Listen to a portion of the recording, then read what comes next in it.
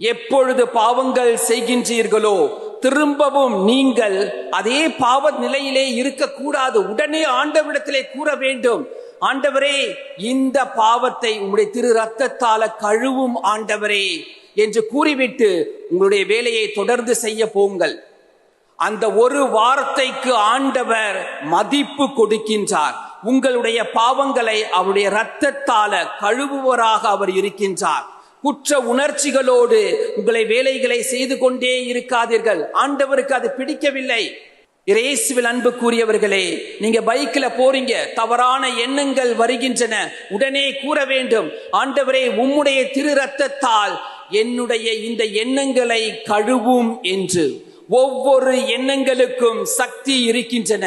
அடுத்தவர்களை பற்றி தவறாக எண்ணுவது, நான் பொய் சொல்ல போகிறேன் என்ற அந்த எண்ணங்கள் எதுவாக இருந்தாலும் சரி,